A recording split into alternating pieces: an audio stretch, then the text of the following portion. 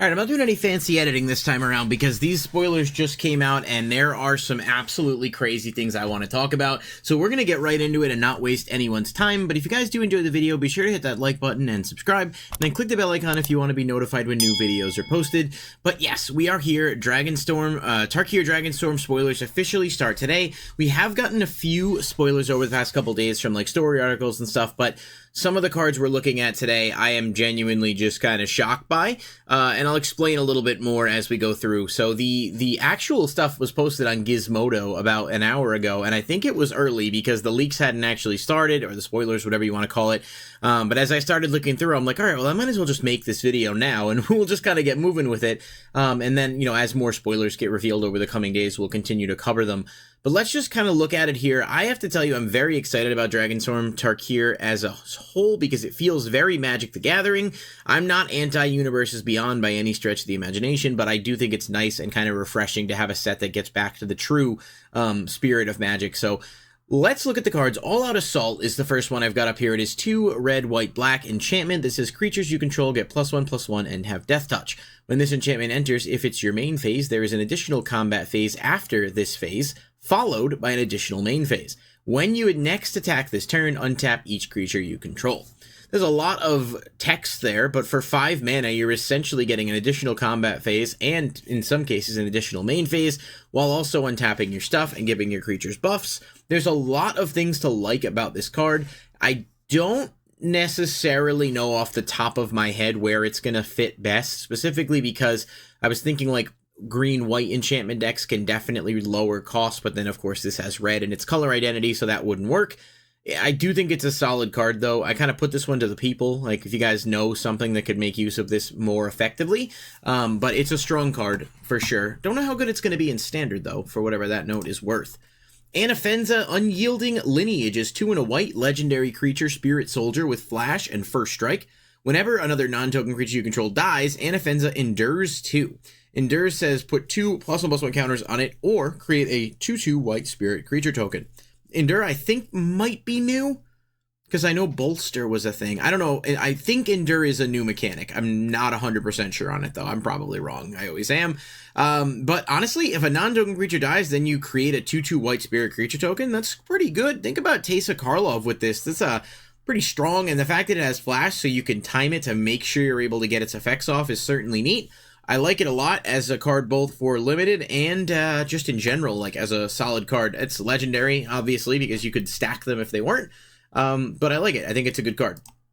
Betor Kin to All, or is it Bedhor? I don't fucking know. It is 2 white, black, green, legendary creature spirit dragon with flying. At the beginning of your end step, if creatures you control have total toughness 10 or greater, draw a card. Then, if creatures you control have total toughness 20 or greater, untap each creature you control. Then, if creatures you control have total toughness 40 or greater, each opponent loses half their life, rounded up. I don't know how frequently you're going to get to that 40 or greater, where it gets to a point where it matters, because it's probably at that point you're already set to win the game, but it is certainly not super hard to get to that 20 or greater, being able to untap stuff during your end phase, and there's probably ways to, like, spam a bunch of stuff to buff things up. I mean, right off the bat, like, toughness 10 or greater, this has a toughness of 7, so as long as you have something else that's getting you draw at the end phase. This is an interesting card, though. I like it a lot in terms of its application, and maybe there's some wall elements you can build around with this to make it work. I don't know exactly, and I'm just kind of like live giving my theories as we go, but it's a cool card with some fantastic art, and so we take that for what it is. Craterhoof Behemoth is back, and it is standard legal for the first time in quite a while, and I believe also now Pioneer legal for the first time. This card is insane, and just a reprint for it in general is amazing, but I don't know what exactly we're going to be looking at in terms of standard application. It does cost 8 mana, and while we do have stuff like Llanowar Elves and whatnot now legal in standard, it's still probably going to be pretty challenging to bring this out unless we can reanimate it in some capacity. But it's a great reprint for pretty much every format, and it should hopefully help the value to go down, and we might finally get some kind of alternate art, like borderless variant special artwork of Craterhoof after what's been quite a long time, so that's a little exciting. We'll have to see whether or not they actually do that, but I hope they will. I love when they include good cards like this and in a set, and it definitely will do well for the overall value of the set. Now, Elspeth Stormslayer might be one of the craziest cards in this first slate of reveals. It is 3 and 2 white legendary planeswalker. If one or more tokens would be created under your control, twice that many tokens are created instead. They love to give white these token doublers, and we have a lot of them now with Mondrak, Anointed Procession, among others, but this is really strong on a Planeswalker. I know it costs 5. If it was 1 mana less, it would probably be kind of broken with the ease of bringing that out, but there's no doubt about it. It's certainly really useful. I mean, for its +1, you're just making 2 soldiers off the bat. Its 0 actually is pretty solid too. Like, if you spam a bunch of tokens and then put a bunch of counters on them and give them all flying, especially with cards like, you know, Ozurtok and some of the other token multipliers, I could see that just being a really fast way to just completely slam the opponent. And then obviously its -3 does allow you to destroy a creature with mana value 3 or greater, so it's good removal. Across the board, I think this card is just insane. It's definitely going to be one of the chase cards of the set. It's I don't really know what else to say about it because it's not the most unique of effects, but it's pretty damn strong across the board. And it feels like after the last couple Elspeths were okay, but not great, this one's definitely taking it in a much stronger direction. This is just a great card. It really is a really strong card, and I'm happy to see that Elspeth's getting a little bit of respect finally. Equilibrium Adept is just an uncommon, but it's 3 and a red. It does have Impulse Draw when it enters. And then it also has Flurry, which says whenever you cast your second spell each turn, it gains double strike. Not bad, a little costly. I don't know if it's going to see too much play outside of maybe limited, possibly. But it's certainly neat. I probably should have skipped that, but here we are. Frostcliff Siege is 1 blue-red. It is an enchantment, and when it enters, you choose Jeskai or Teamer. If you choose Jeskai, whenever one or more creatures you control deal combat damage to a player, you draw a card, and if you choose Teamer, creatures you control get +1/+0 and have trample and haste. Actually, that second effect is really strong. I think both are good, to be honest, but it's not bad as a whole. Solid enchantment, and at least it doesn't require 3 colors, so it does have some playability in both of those, which is nice to see. Kotis, the Fangkeeper, is 1 black, green, blue legendary creature zombie warrior with indestructible. When it deals combat damage, you exile the top X cards of that player's library, where X is the amount of damage dealt. You may cast any number of spells with mana value X or less from among them without paying their mana costs. So, this is really strong, obviously. It seems super fun on paper. I mean, obviously, so it swings for 2, you exile 2, and then you can cast any of the spells with value 2 or less without paying their cost. But if you buff this up, that's where you're really going to see the ability to start kind of popping off. Imagine it's a 5 and you exile 5 and you can cast anything with 5 or less. Like, this gets strong fast and feels like it's going to be a really fun commander card that might also be somewhat decent enough to see play in some constructed formats as well. Maelstrom of the Spirit Dragon is a land. It is tap, add 1 colorless, or tap, add 1 mana of any color. Spend this mana only to cast a dragon spell or an omen spell, and you can also pay 4 and sack it to search your library for a dragon, reveal it, and put it into your hand, then shuffle. Some more strong cards for dragons here, especially for the tribal kindred decks. But as a whole, certainly not bad, and I think being able to search with it later in the game is definitely a nice little addition. Dragons are pretty powerful as a whole, with especially in Commander, but I think this card is certainly worth a slot in conjunction with Mox Jasper, I think it is, that we saw earlier, which is just essentially a Mox for dragons, which is pretty good. Just more good support for dragons. Meringue River Regen, we actually got is this an adventure, which is interesting.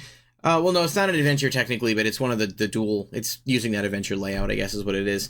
So it's got 2 effects. It's a dragon with flying, and when it enters, to return up to 2 other target non-land permanents to their owner's hands.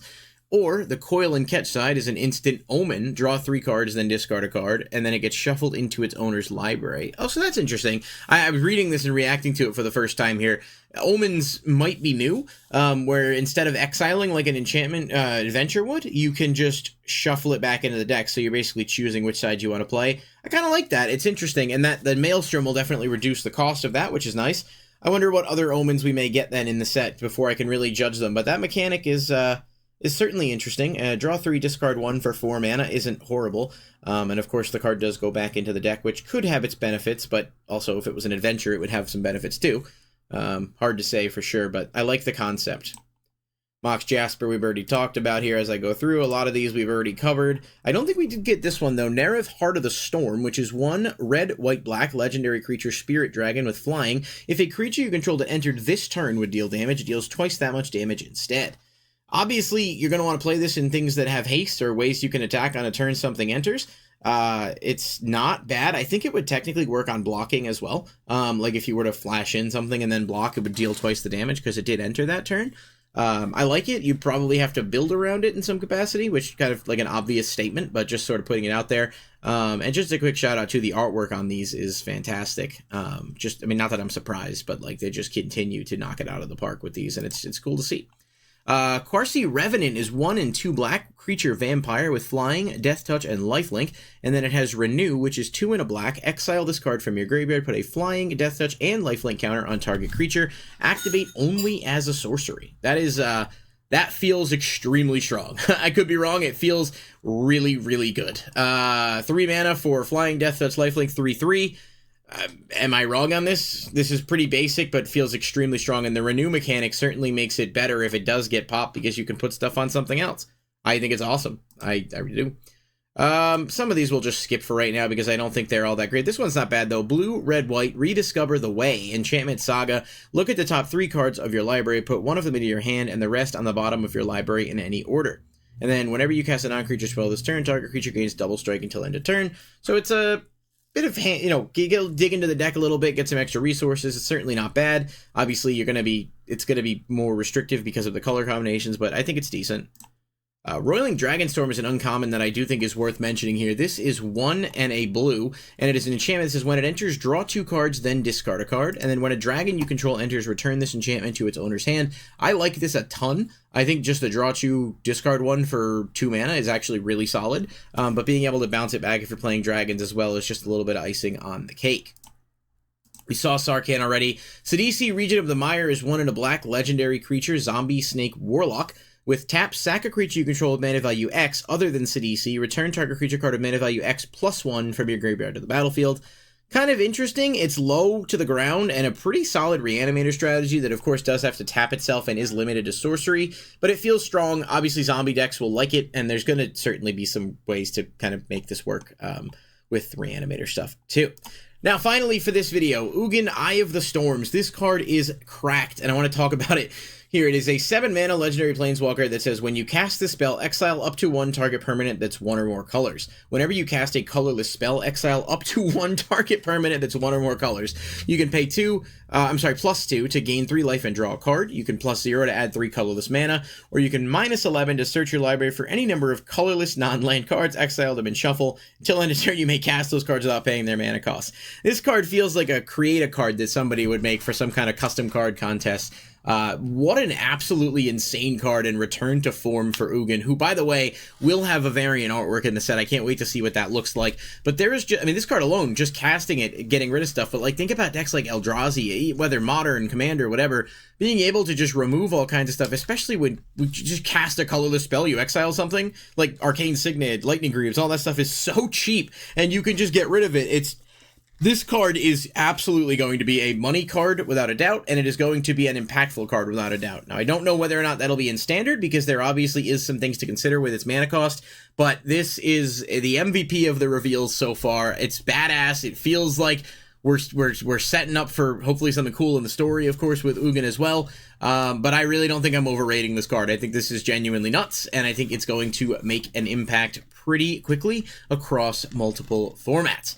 That's going to do it for this video. Let me know what you guys think of the cards I revealed so far. I know I skipped a few commons and uncommons, but the videos end up long, and then people don't really care for the super lengthy videos. So I try to cover the stuff that's like most noteworthy and interesting.